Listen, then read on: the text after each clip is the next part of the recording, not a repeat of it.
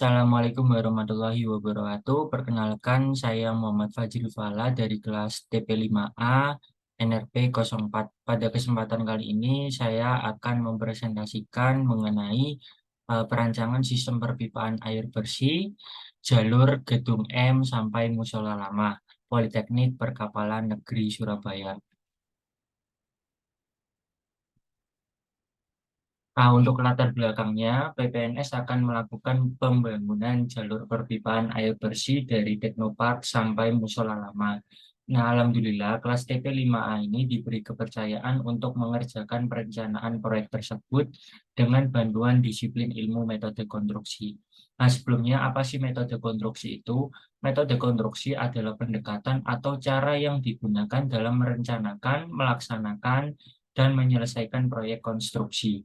Ini melibatkan langkah-langkah, prosedur, teknik, dan proses yang diterapkan untuk membangun atau merenovasi suatu struktur. Nah, yang dibahas di presentasi kali ini ada 9 topik, yakni yang pertama pre-construction, yang kedua move and stacking, yang ketiga pembersihan jalur pipa, yang keempat stringing pipe join along the row, yang kelima ditching, yang keenam pipe bedding material, yang ketujuh join heat fusion, yang kedelapan pipe coating, dan yang kesembilan lowering and backfilling. Nah, untuk yang pertama ini ada pre-construction. Itu merupakan kegiatan yang dilakukan sebelum jalannya konstruksi berlangsung. Itu meliputi ada 4 topik. Yang pertama survei dan pemetaan, yang kedua staging area, yang ketiga soil and geology studies, dan yang keempat ini ada data jalur pipa.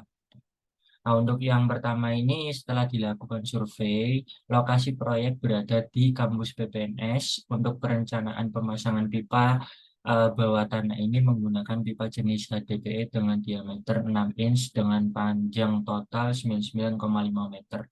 Nah, untuk stacking area ini merupakan area untuk penempatan material dan juga alat-alat konstruksi. Nah, setelah dilakukan survei, untuk material dan alat konstruksi itu diletakkan di depan musola lama dan nantinya akan disebarkan di sepanjang row untuk materialnya. Untuk soil and geology studies ini merupakan studi geologi dan tanah yang bertujuan agar kita mengetahui jenis tanah di mana proyek akan dilaksanakan. Nah, setelah dilakukan survei untuk tanah di sekitar proyek tersebut itu berupa pasir dan juga banyak yang beton karena proyek itu dilaksanakan di wilayah kampus. Nah, ini untuk skemanya ya dari atas untuk pre-construction. Nah, ini dari titik awal di gedung M sebelah timur dan dilanjutkan ke utara sejauh 14 meter. Nah, selanjutnya dilanjutkan ke barat sejauh 24 meter antara gedung P dan gedung M, dilanjutkan ke utara sejauh 9 meter tepat di belakang gedung P, dan dilanjutkan ke timur sejauh 9 meter antara gedung P dan gedung itu ya. Nah, untuk jalur berlanjut ke timur sejauh 15 meter lagi, jalur ini akan diperpanjang ke utara sejauh 6 meter dan lagi ke timur sejauh 3 meter. Ini ke arah musola lama ya. Nah, untuk data jalur pipanya, untuk panjang totalnya itu 99,5 meter dengan material pipa menggunakan pipa HDPE dengan menggunakan standar SNI 064829 2005. Untuk spoolnya itu dari panjang totalnya itu 99,5 meter dibagi 6, jadinya 17 spool. Dan untuk ukuran pipa kami menggunakan 6 inch dan lebar galian proyek itu 14 inch atau 0,3556 meter. Untuk kedalamannya itu 1 meter dan untuk metode yang digunakan underground atau bawah tanah. Nah, dari data tersebut ini bisa dilihat di tabel ya. Kita menggunakan pipa dengan nominal diameter 6 inch dengan maka dari itu dengan pressure nominal 16 psi kami membutuhkan tebal pipa 14,5 milimeter. Dengan tekanan 12,5 psi, kami membutuhkan eh, tebal pipa 11,6 milimeter. Dan untuk tekanan 10 psi, kami membutuhkan tebal pipa 9,5 milimeter. Dan untuk pressure nominal 8 psi, kami membutuhkan tebal pipa 7,7 milimeter. Nah, ini untuk rute pengambilan material. Jadi materialnya itu diambil dari Jalan Kertajaya, Kelampis Asem, Gang 5 nomor 3. Nah, ini untuk rutenya dari Kamis Ngasem menuju ke PPNS. Nah, saat pengumpulan material dari tempat produksi perlu dipilih rute terbaik agar tidak mengganggu pengguna jalan lain. Dalam memilih jalur pengumpulan material, selain harus dipastikan tidak mengganggu pengguna jalan lain, kami juga harus mewaspadai medan yang akan dilalui truk pengangkut material. Nah, untuk proyek ini kami mengambil material dari PT Santosa Jaya Teknik, ya Santosa Jaya. Nah, untuk yang kedua ini membahas movement and stacking. Dilihat dari namanya, movement itu perpindahan ya, perpindahan material dan alat konstruksi, dan kalau stacking ini peletakan material. Nah, untuk peletakan komponen pipa dan alat konstruksi ini diletakkan di depan musola lama dan nantinya akan didistribusikan di sepanjang row. Seperti yang saya jelaskan di awal tadi. Nah, untuk yang ketiga ini membahas pembersihan jalur pipa. Nah, pembersihan jalur pipa itu meliputi apa aja sih? Nah, pembersihan jalur pipa ini yang pertama meliputi cut and fillet, yakni proses awal pemotongan dan pembersihan pepohonan atau bangunan yang ada di sepanjang jalur pipa yang akan dipasang. Dan yang kedua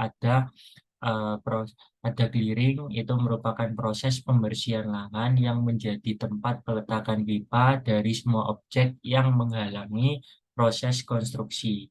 Dan yang ketiga ada grading. Nah, grading merupakan proses pemerataan lahan yang sudah dikeliling sehingga dapat dilakukan pengukuran untuk luas wilayah peletakan pipa. Nah, ini untuk dokumentasi surveinya, ini untuk jalur kedua.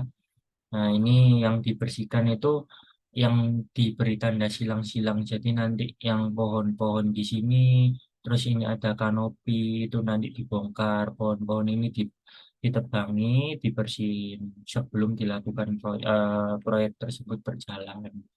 Nah, ini yang kalau yang empat ini stringing pipe join along the row. Nah, stringing pipe itu apa sih? Stringing pipe adalah proses penempatan pipa di sepanjang jalur kanan atau row. Ini kan di jalur kanan semua ya, dari musola lama. Nah, pipa yang ditempatkan di sepanjang kanan jalan tidak boleh diletakkan langsung di atas tanah karena dapat merusak tanah. Oleh karena itu, pipa-pipa tersebut harus mempunyai alas atau bantalan agar tidak merusak pipa-pipa yang disambung. Nah, untuk gambar Dena di samping ini merupakan jalur perpipaan dari Gedung M sampai Musola Lama. Untuk detail dari stringing pipe join along the row. Ini bisa dilihat ya, ditaruh di sisi kanannya row. Nah, untuk yang kelima ini ada ditching. Apa sih ditching itu? Nah, ditching adalah proses penggalian menyerupai parit yang cukup lebar sehingga dapat menampung pipa-pipa dan memungkinkan untuk menurunkan pipa dan backfilling. Nah, kedalaman parit yang dipakai itu 1 meter ya. Nah, ini untuk pengertiannya itu tergantung jumlah pipeline dan lokasi. Tapi kalau kita pakai yang 1 meter. Nah, ditching ini juga meliputi cutting. Apa sih cutting itu? Cutting itu penggalian ya. merupakan proses penghilangan atau pengangkatan material tanah atau tanah galian dari lokasi yang akan menjadi jalur perpipaan atau tempat lain yang diperlukan. Lakat ini digunakan untuk menciptakan jalur yang cukup dalam dan lebar untuk penempatan pipa. Hal ini juga digunakan untuk menghapus hambatan fisik seperti bebatuan, akar pohon yang dapat mengganggu instalasi pipa. Nah, ini dan juga ada filling. Filling merupakan atau pengisian adalah proses menambahkan tanah atau material lain ke area yang telah digali. Jadi yang sudah digali lagi itu nanti diisi kembali sehingga menciptakan landasan yang diperlukan untuk penempatan pipa. Fill digunakan untuk mengisi kembali dan meratakan jalur penggalian setelah pipa ditempatkan sehingga jalur tersebut kembali ke tingkat atau tinggi yang diinginkan. Jadi habis digali itu nanti di filling lagi supaya apa? Supaya rata. Nanti eh, peletakan pipanya biar tingginya sama. Nah, ini untuk dokumentasinya bisa dilihat ya jalur pertama, kedua, ketiga, keempat. Nah, ini jalur kelima dan seterusnya sampai ke 15. Nah, ini bisa dilihat ya dokumentasi kegiatannya. Ini untuk ilustrasinya juga. Nah, yang keenam itu membahas pipe bedding material. Apa sih pipe bedding material itu? Pipe bedding material adalah bahan yang digunakan sebagai penyangga atau alas untuk pipa dalam sistem perpipaan. Nah, bahan ini ditempatkan di bagian bawah pipa sebagai lapisan dasar untuk mendukung dan melindungi pipa dari kerusakan atau pergerakan yang tidak diinginkan. Nah, tujuan utama dari penggunaan bedding pipe material adalah untuk menciptakan lingkungan yang stabil di sekitar pipa dan juga untuk menjaga integritas struktural pipa dan menghindari kerusakan yang dapat terjadi karena tekanan dari tanah di sekitar pipa. Ya, jadi backfilling ini sangat penting ya. Ini untuk zonanya, yang pertama itu ada backfill zone. Ini untuk panjangnya itu 18 inch, terus ada bedding zone. Bedding zone itu 6 inch, yang atasnya pipa, kalau bawahnya pipa itu 4 inch. Di bedding jadi setelah pipa sebelum itu di bedding dulu 4 inch, terus di atasnya juga 6 inch sebelum di backfill. Nah, untuk yang ketujuh ini ada joint heat fusion. Nah, itu apa sih? Joint heat fusion ini merupakan metode ya penyambungan pipa HDPE dengan metode ini, heat dengan metode fusion atau butt fusion. Ini adalah penyambungan yang direkomendasikan untuk sambungan diameter lebih dari sama dengan 63 mm. Sistem penyambungan fusion atau butt fusion dapat dasarnya menggunakan prinsip melelehkan permukaan pipa dengan menggunakan pemanas elektrik dan alat pengontrol temperatur. Nah, setelah pemanasan mencapai titik leleh, maka kedua permukaan pipa tersebut eh, ditemukan dan terjadilah penyambungan. Nah, penyambungan bud fusion ini melibatkan pemanasan secara bersama di kedua ujung pipa yang akan disambung sampai kondisi leleh. Untuk yang ke-8 ini ada pipe coating ya. Nah, coating itu merupakan metode untuk memproteksi permukaan logam dari korosi dengan cara membentuk lapisan yang dapat memisahkan atau mengisolir permukaan logam dengan lingkungan luar. Nah, untuk pipa HDPE yang akan digunakan tidak memerlukan coating karena material yang digunakan HDPE atau polipilene merupakan material yang anti korosif. Jadi coating ini digunakan untuk biasanya material logam yang mudah terkorosi, eh, sehingga dibentuklah lapisan di luar material tersebut agar tidak terjadi mengurangi terjadinya korosi. Nah, untuk yang ke-8 ini ada lowering and backfilling. Apa sih? Setelah pipa di las atau di joining, dibengkokkan dan di coating, pipa akan diturunkan ke parit yang telah disiapkan tadi. Ini menggunakan equipment yang secara khusus didesain untuk mengangkat pipa secara merata dan seragam ke dalam parit. Lah ini dapat dilihat ya, ini menggunakan alat konstruksi berjumlah yang sudah diperhitungkan ya untuk melakukan lowering ini. Nah, setelah dilakukan lowering pipa, selanjutnya dilakukan backfilling, yaitu proses penimbunan dan pemerataan jalan lagi dengan tanah. Nah, di mana dalam proses ini harus memastikan tanah benar-benar menutupi dan melindungi pipa di dalamnya.